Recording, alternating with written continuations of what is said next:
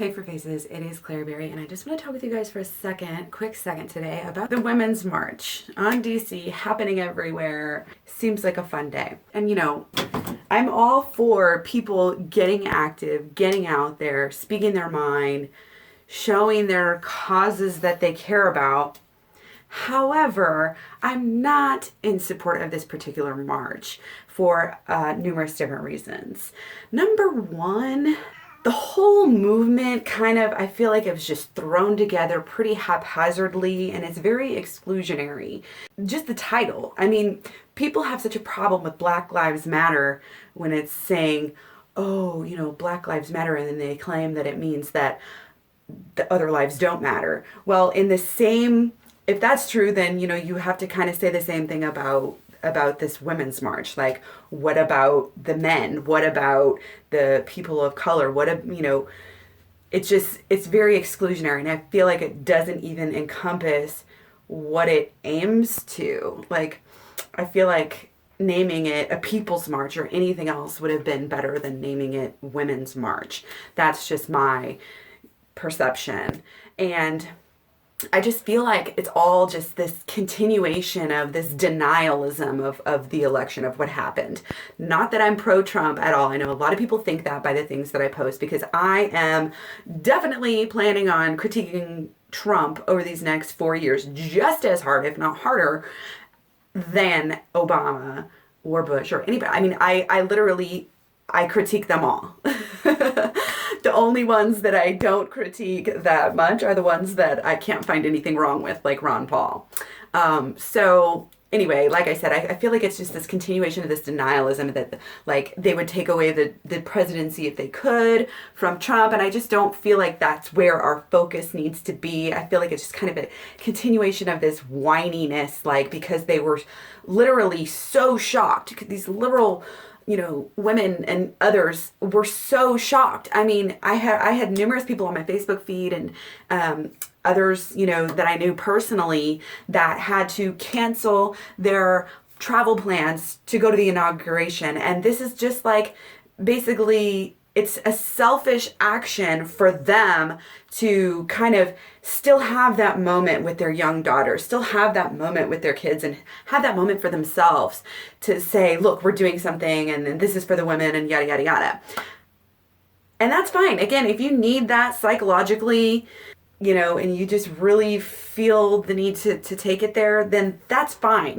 Like I said, anybody can take to the streets. That's the beauty of America. You have every right to do that. And I'm not necessarily critiquing, like, saying that they shouldn't be out there.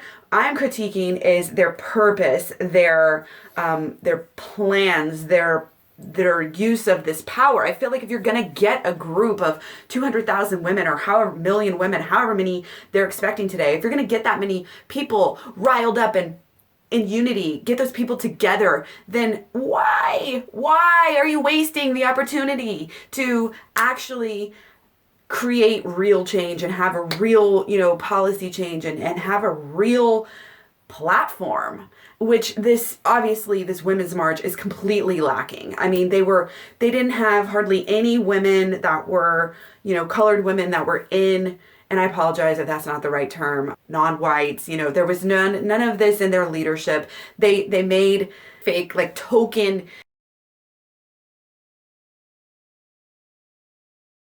They asked women, Black women and Muslim women to come and talk, but it wasn't enough. There's a lot of criticism about that, and I won't even get into that.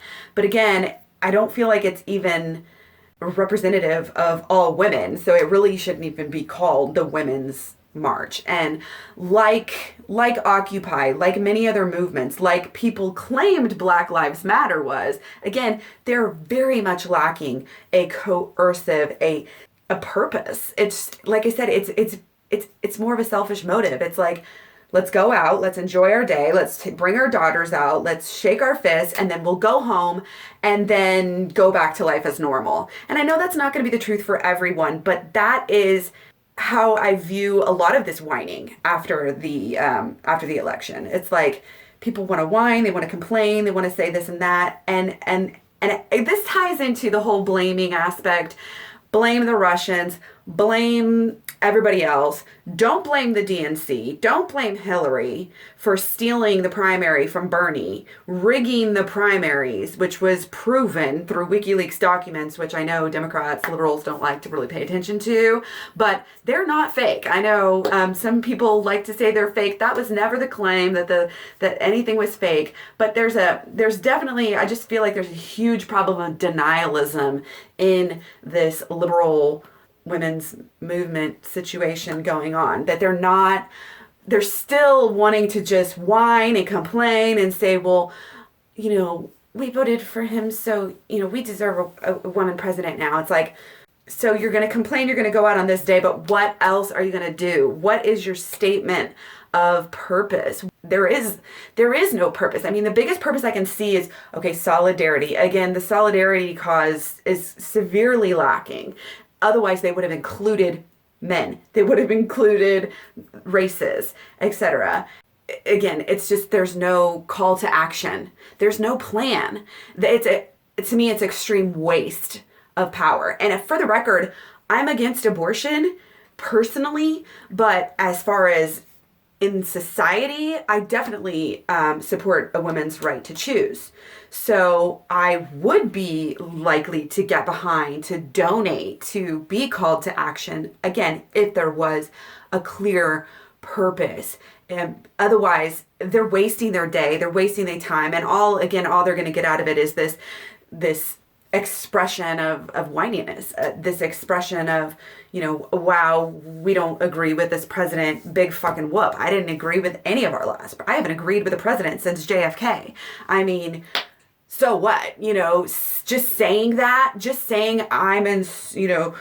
disagree with a few statements that our president has made. Okay, well, that just doesn't do anything. It doesn't do anything for us. It doesn't take us as women or anybody else, as a country, as a planet Earth citizens. It doesn't take us anywhere. It doesn't do any good. So again, just a mass misuse of power and resources. And again, if it's great for you to go and, probably the best thing that's going to come from it is that little girls are going to be educated. Their parents are talking to them. Why are we going to this march? What are we doing? It's empowering them. It might give them some solidarity.